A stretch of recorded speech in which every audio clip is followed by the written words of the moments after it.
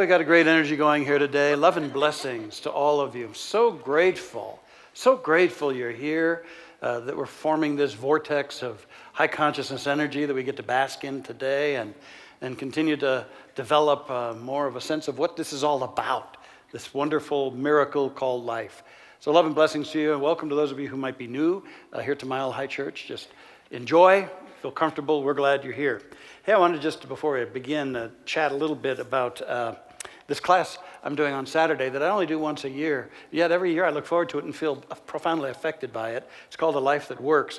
And it's really about new life strategies, not just setting new goals, but our goals only flourish if there's a structure for fulfillment behind them. And so it's looking at another way to structure our lives so that the things that most matter to us, especially as we start into a new year, have a chance of making it. And then also to look at the key factor, the other factor, is Stephen Pressfield's book, Resistance. It's called The War of Art, but I call it Resistance, and because that's what he's written about. And it's how to deal with the resistance that inevitably crops up along the line of any venture or any intention in our life. And I find that combination is really, really powerful. If we go unawares of the resistances that are within us, we probably sabotage ourselves pretty effectively. I just want to read a little passage from his book, The War of Art. He says, most of us have two lives, the life we live and the unlived life within us. Between the two stands resistance. Have you ever brought home a treadmill and let it gather dust in the attic? Ever quit a diet, a course of yoga, a meditation practice? Have you ever bailed out on a call to embark upon a spiritual practice? Dedicate yourself to a humanitarian calling. Commit your life to the service of others. Have you ever wanted to be a mother, a doctor, an advocate for the weak and helpless, to run for office, crusade for the planet, campaign for world peace, or to preserve the environment? Late at night, have you experienced a vision of the person you might become, the work you could accomplish, the realized being you are meant to be? Are you a writer who doesn't write, a painter who doesn't paint, an entrepreneur who never starts a venture? Then you know what resistance is. To yield to resistance deforms our spirit. It stunts us and makes us less than we are and we're born to be. That's a call. Be with me Saturday over at the Vote Center from 9 to 1. We'll dive into this and support ourselves along the path. All right, today we continue on in our Back to Basics series for 2016. And our theme this year is Master Keys for a Great and Growing Life. So this is a 5-part series. It's an annual tradition for us to do this at the beginning of a new year. We'll be looking at 10 master keys. And by the way, again, if you're new, I welcome you to our beloved community and to these incredible teachings. And with the realization that what we're expressing here are more than just teachings. This is a way of life. It is a way of life that transforms, that uplifts, that blesses all who will practice it. And we really learn about the practicing, the releasing of the old and the embracing of the new through our classes that we begin at the end of a month. So there's more information in the bulletin, and you can sign up whenever you're called to at the event center and dive into those as well. So last week we started with, of course, the first master key, expressed this way: realize the divine life presence within yourself and within all. Realize the divine life presence in you and in all. So we begin at what is so foundational for us, the oneness of it all. We begin by realizing that an infinite and universal life force, you could call it love, intelligence, divine energy, sources all creation. And that it creates, it enlivens, and it evolves everyone and everything. So as we understand this, then we begin to realize that everything is an expression of this oneness. That it isn't creation separated from its creator in a distant dimension or realm, but that it is creation moving forth and taking life within its creator, expressing the wisdom, the love, the intelligence, the energy, the force, and in higher creation, the love of the divine through that which it creates. So we are one with and in the source. Now you can call that source God, if you choose, or love, or mind, or infinite intelligence, or the spirit, or the beloved, or source, whatever you choose to call it. But what we start with is the realization is that it is all that is. It is all that there is. This then means, as we bring this on home, that every one of us is an expression of that one life. There could be nothing else that you could be made or fashioned of. But that which is the only life there is. The infinite and the universal life has formed you out of itself. And what a beautiful realization this is. To realize that we live, we move, we have our very being in the divine life, in this universal spirit. This spirit has created us, it lives us, we live in it, we express it, and we forever are unified with it.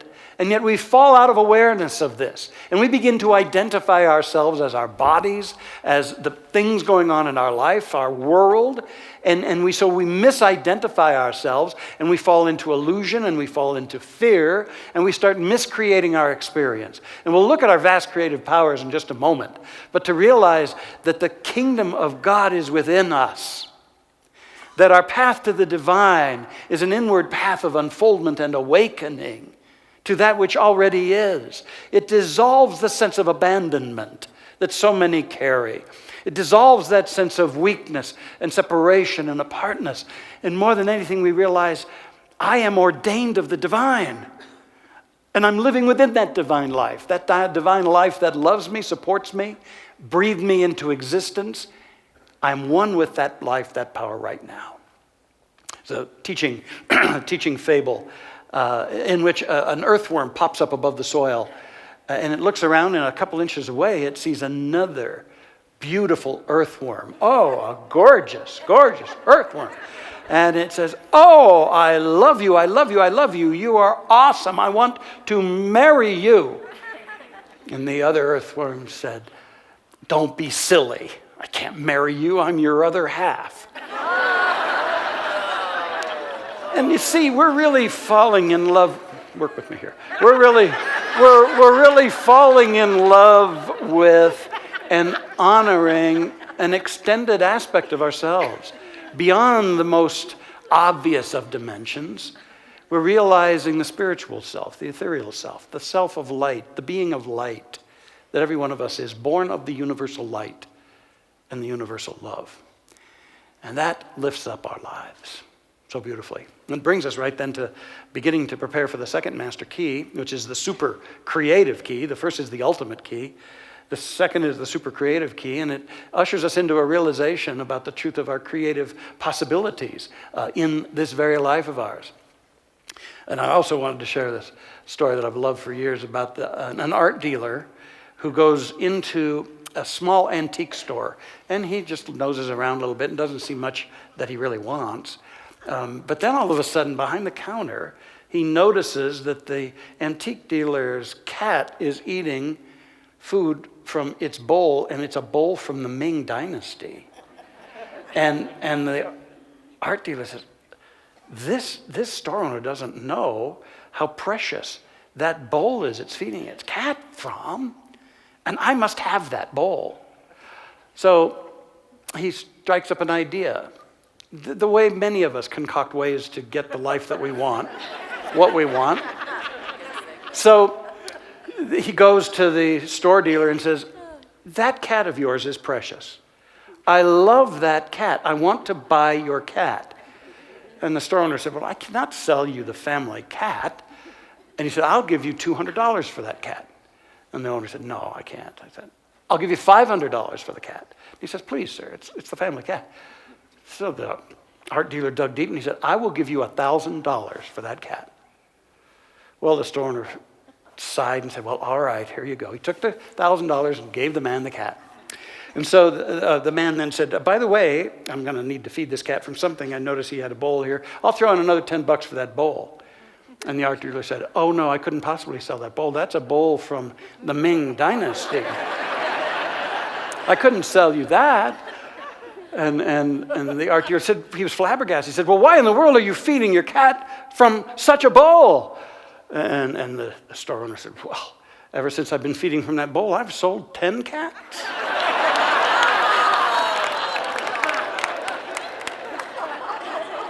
And you know, when you don't come from the truth of who you really are, you think that the way you get what you want is to manipulate things, browbeat things, and make things, force things to happen. But that's never the highest path. So let's articulate the second master key to a great and growing life. Understand and work with the creative mind principle. The creative mind principle. Now, of course, then last week the first step was the divine life presence. Now we look at the creative mind principle. Just as science is the study of laws and principles at the level of the material and physical, so the science of mind and spirit is the study of laws and principles at the level of the spirit, spiritual laws and principles.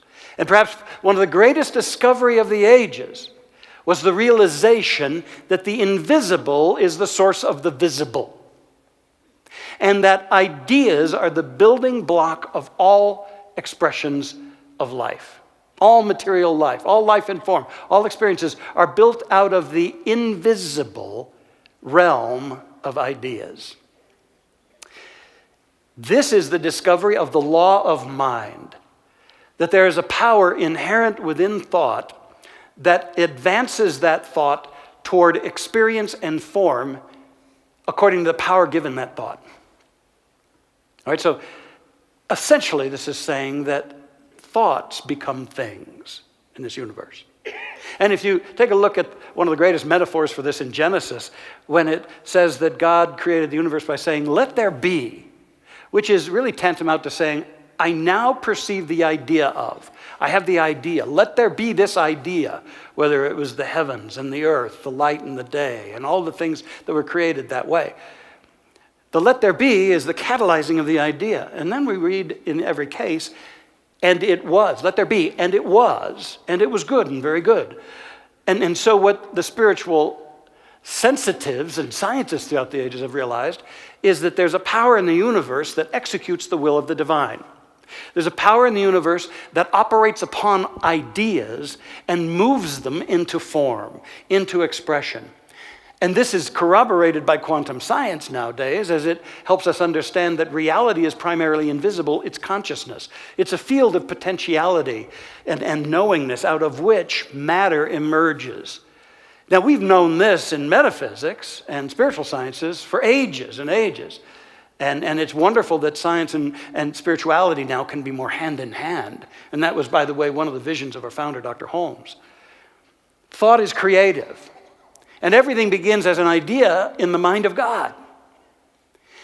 Now, what I want to remind you is that you're an expression of God. You are a spiritual being. And that means that there is a source idea at the center of your being. I call it your soul. Call it whatever you will. But it is the source idea, the motivating idea that is the center of your being, that is what you continue to express out of. You've given it body and you've given it situations in this lifetime, and yet you're not this body and you're not those situations and conditions. You are still that source idea with its infinite possibilities for expression. It's a seed that will never finish bearing fruit. And so you are that source idea temporarily clothed in this biodegradable spacesuit for life expression on this earth. And yet, as you let go of this, the source idea will simply manifest the next form for it to continue to reveal more and more of its limitless possibilities. Your unique and wondrous expression of the divine, as I shared last Sunday from Dr. Holmes, he said, God has placed the stamp of individuality upon itself and named it you. You are in a unique, beautiful way that the universe is expressing itself. Now, as a spiritual being, you are given conscious awareness with which to command the direction of your mind by means of your choice power, your choice of conclusions, perceptions, thoughts, feelings. That's the creative material we mold in our conscious awareness. What we get to understand today is that the universal law responds to what we do. The universal law responds to how we shape and mold that energy of thought, feeling, perception, judgment. The universe responds to that. It's as though we are saying to the universe, let there be. In my case, as I'm confronted with this or that situation, let there be more turmoil, or let there be more fear, or let there be more sense of lack, or whatever we might determine as we interact with whatever's going on in our lives. We are all making those declarations by virtue of the choices we arrive at of how to relate to that, how to deal with that, our conclusions, our thoughts, our feelings at the deepest level. And that universal law, which produces it just as exactly, just as powerfully, as in response to the divine mind when it created the cosmos, is responding to your creative material in mind. So what we do in the inner side of our life is setting the template for the outer side of our life. Now, I know a lot of people quarrel with this. And you can quarrel until next year when your life hasn't worked any better and you're back here wondering about it. But you may just want to own that and say, what in the inner part of my life is up for renovation this year? Up for expansion and for growth in this year. Remember the sacred wisdom. As a man thinketh in his heart, so is he. It's written, thou shalt decree a thing, and it shall be established unto you.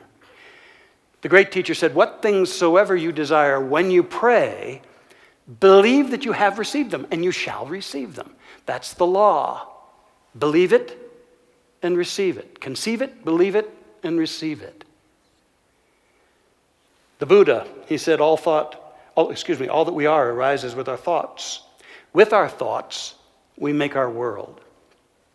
Our founder, Dr. Holmes, says that our life externalizes at the level of our thought. Our life externalizes at the level of our thought. So that's why he said, change your thinking, change your life. Oh, how exciting this is. So really what we are teaching about the divine is that it is both love and law. It is that divine life presence that inspires all creation, and it is that creative mind principle that forms it, that executes the will of the Spirit, that produces according to the design of the Spirit. And the great good news about that is that we are made exactly that way. We are expressions of the divine life presence, and we are creative centers in mind, and what we do as co-creators with God in mind is responded to just as powerfully by this creative mind principle. Now, when we understand this, then we can open up our lives and return to being the co-creative centers of God consciousness we are designed to be. Not just simply puppets of a whole lot of old thinking, a whole lot of old programming continuing to play itself out time and time and time again in our lives. That's why I love this time of year. We get back to the basics. We start our classes. We give ourselves the opportunity to intervene, to draw a line in the sand and to say, I'm not simply going to let the old accepted conclusions stored in my subconscious mind, responded to by this universal law. I'm no longer going to be limited by that. I am going to practice. I'm going to know. I'm going to step into something more. I'm going to retool my awareness, recalibrate my consciousness, that I might go forward to really be true to the source idea within me and let it shine. Isn't that exciting that we can do that at this time of year? It also is written in the Bible, as thou hast believed, so shall it be done unto thee. That was the ancient way of articulating this law of mind.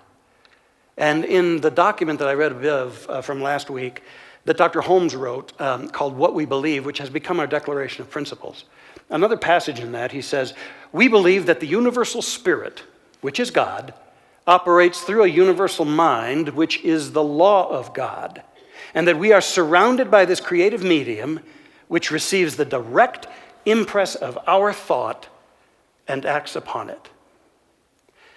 See, get this great key, that there's something in the universe receiving the impress of your choice, of your thought, and it is acting upon it.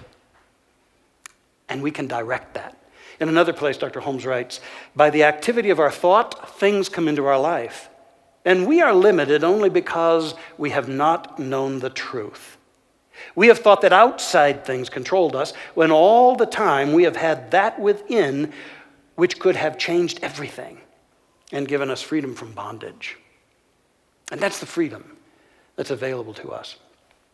And a colleague of Dr. Holmes, a wonderful teacher, Raymond Charles Barker, he adds, the infinite mind created your consciousness to be a positive, creative, active area of influence. Your faith in good increases your area of good. Your faith in negatives, which is fear, your faith in negatives, which is fear, increases your problems. Fixing your attention on a positive goal causes life to back you up with all its processes, and you realize that the universe is for you and never against you. What good news that is. Is that actually we've only successfully stumbled over ourselves, but that the universe is for us, not against us. We're its divine enterprise. How could it be against itself? But now we're learning how to cooperate and align and flow gracefully with the ways of life.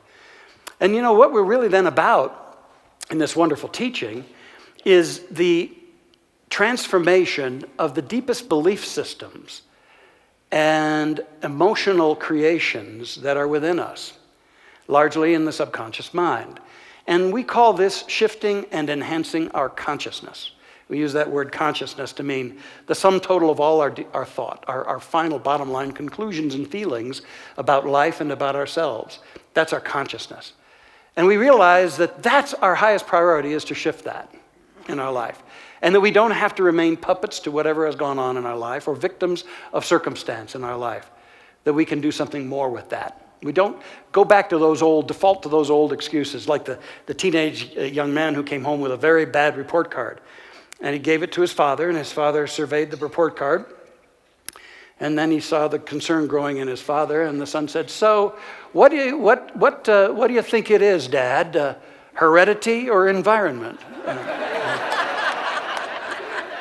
No, it's called responsibility, accountability, and creative possibility within all of us, and we can work with that in our lives. So there's some more subtleties about this that I want to share. First of all, we use this teaching not so much just to change conditions in our life. Now, we know that as we use this, conditions can and will change. But the intent of this is not to change things in your life, not to change conditions. The intent of the teachings are to change you, or at least the way you have thought about you. It's to change the inner material, because when our inner life changes, the experiences we have in our outer life will shift as well. So it's not about affirming away things and praying away things in our life as much as it is about knowing the truth about us and establishing our consciousness and awareness solidly upon the truth. This teaching isn't saying you're going to access some cosmic vending machine. That's not what God really is. Nor is it saying that this is a magic wand that you can wave and whisk away every problem you have or will have. It's not saying that, because even if you had the wherewithal to wave a wand and whisk away whatever's going on in your life, here's the deal. What remains is you. Your beliefs, your consciousness remain, even if you've whisked away the troubles. And your consciousness, being creative, is only going to call back in new versions of old problems. And so many times, I've seen in my life, where I went through chapters where I was just simply forcing things out of my life, but since I hadn't gotten it, I just called back in new versions of the old stuff. Can you relate? Or am I the only one who has gone through this? So the teaching says it's the inner work. Don't minimize the inner work. That brings you into your full power and capacity as a God-ordained spiritual being. And the next thing that I would declare is please stop defining yourselves according to your problems and stop giving your power away to problems. Because problems don't define you. Actually, the situations we create in our lives are meant to refine us, not define us. They're not meant to be limitations. They're meant to be launch pads. We're here to get the messages that our circumstances provide us, empower ourselves, stand on a higher truth, and go forward and leave that stuff behind. Go into our greater yet to be. So please don't define yourself according to your problems. But you got to know the truth, even before things are solved in your life. You got to know some truth, and you got to stand on some truth. You see, you got to be free in the problem before you can be free of the problem. Oh, I like that. I like that. You got to be free in the problem before you can be free of the problem. Okay? Let me share with you an incident that occurred, and it's, as I shared with my colleagues, it's one of those great graces we're given in the ministry to walk side by side with people in their transformational processes. And about 10 years ago, I worked with a man named Ron. He's not here at this church. He's moved to another state at this time. But he gave me permission to share his story, and I actually wrote it down soon after it culminated because it was so rich, and I wanted to remember the elements of it. And so, first of all, he was at his wit's end when I first started working with him. One challenge after another. It began in his work life when a disgruntled former employee was pressing a lawsuit against him. And he was very troubled by this, and there were lots of investigations going on, and this just had him by the throat. Then the 2008 financial crisis hit, and that dropped him to his knees. There were layoffs that he had to effect. Bank lines of credit were either rejected or withdrawn. And then his personal financial life entered into the crisis, and he started pouring his savings and his 401k into just keeping the business running. And as he was doing that, his anxiety, his fear, his sheer panic was building by the day, and more he was beginning to own a sense of himself as a failure. I'm just a failure. Then the family troubles began. And as his tension and stress arose, he became distant and irritable. Marital problems emerged. Then one night, the middle of his children happened to accidentally knock over a lamp and break it, and he just flew off the handle and slapped him. It was several days later that he was in my office and sharing all of this with me. And we worked on it. We did some prayer work, and we discussed it, and he went away, but I knew he went away still carrying it all. Still worried, still hurt, still burdened and fearful. Well, about 2 weeks later, I got a frantic call from him, and another tragedy. His father had unexpectedly just keeled over and died. And he was so bonded to his father. And his father was also kind of a rock for him, something he leaned on. And now that was gone. And the panic and the terror were just almost more than he could handle. So he came back into the office, and I remember he just sat down and started sobbing. He just started sobbing. He said, I don't know what to do. I have no idea what I'm going to do here. My dad's gone. I've got all this legal mess going on in my life. It's more than I can handle. My family's worried. I've hurt those I love the most. I've poured my whole life into this business, and now it seems like it's going right down the drain. I feel awful physically and emotionally. I don't sleep. It all feels so hopeless. What in the world am I going to do? And I just was with him for a moment. And then I said, Ron, here's the deal. Let's start talking about what you could stop doing. Stop forcing things.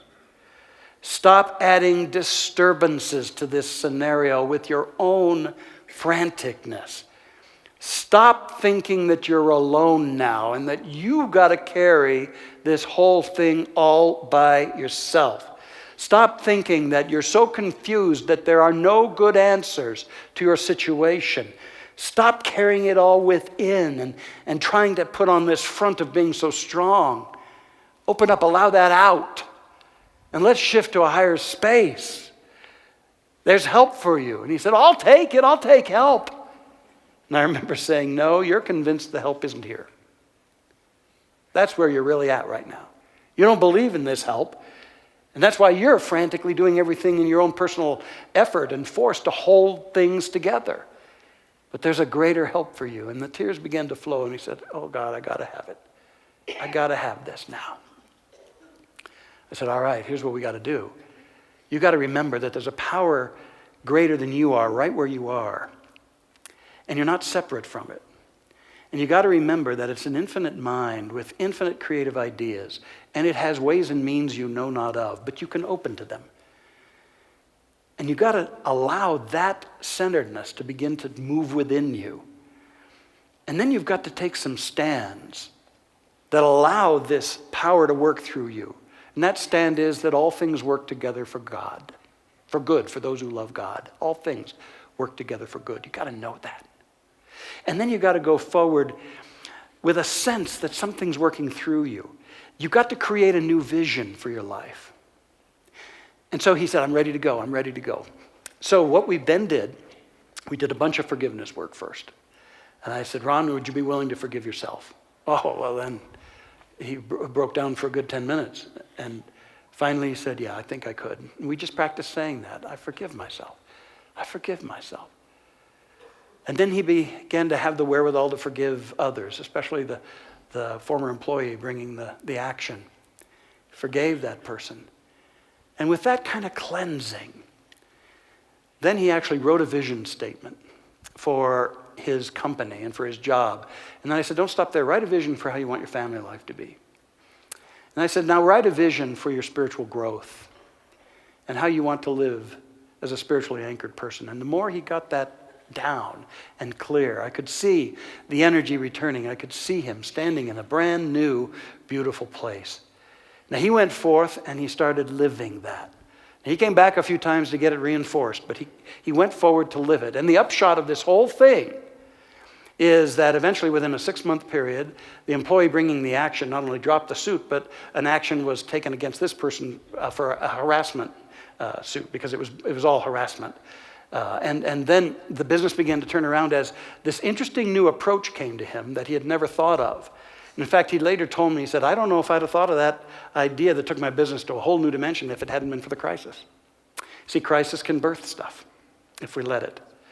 And his business turned around. His family life is beautiful. He got right into our classes. He's a meditator now. He, I think, is one of the most principled, strong, solid people.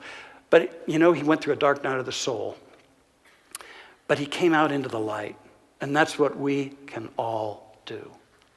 Our founder, Dr. Holmes, writes, what we need is a conscious cooperation between ourselves and the power which, if we let it, would rightly govern everything.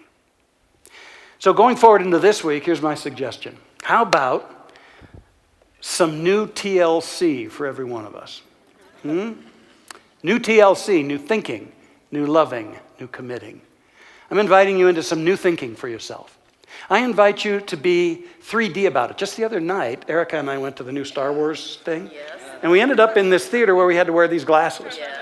3D glasses. And I really added a dimension. And I thought to myself, because I'm always looking for sermon material, I thought to myself, wow, 3D thinking. 3D thinking. You got to be decisive, dynamic, and dedicated in your thinking. You got to be decisive. Choose this day. Sometimes we get so namby-pamby and wishy-washy, those are theological terms, that we never say, this is what I'm about, this is what I shall do, this is the path before me. Be decisive and be dynamic. A few casual affirmations tossed off do not transform our lives. It's the one that we give feeling to. It's the ones that we give energy and heart to. It's the ones that we seek to live in our lives effectively day by day. The ones that inhabit us and are living expressions within us. Those are the ones that are transformative, the dynamic ones. And then to be dedicated to what your life is about. No matter what the resistance out there may be. To be dedicated to the truth of your being. To be dedicated to learning and becoming that spiritual light that you really are. That kind of thinking will totally shift your life going forward. Positive, dedicated, dynamic, disciplined thinking is the way to go. And then there's new loving. It's to make this new year a year where we're falling in love with that other part of us. Really loving the truth of our being. Going beyond the judgments we've made of ourselves. And really seeing that the source idea in us is precious beyond all words. And to love that.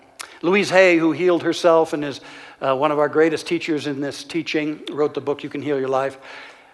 Instrumental in her work was she would stand in front of a mirror and she would simply say, I love you just the way you are. And I don't care how long you've been in this teaching. I invite you to do a bunch of that this week. Stand there and love you until all the resistance to that falls away. And then there's that new committing. Commit thy way unto the path, unto the Lord, unto the law. Commit thy way unto the law. It's that commitment that you're going to go forward now in a brand new and a positive and a powerful way. It's a commitment to the dreams that live within you. It's a commitment to the shift, the line in the sand for you and all that you are called to be and do. I tell you, this new year can be radically, wonderfully new. And more than that, this can be the time where we step forward to truly reveal that which we are made to be. Dynamic centers of spiritual activity in a spiritual universe. So no more life on the layaway plan. Let's bring it on home and let it be so for us. And that's the way it is.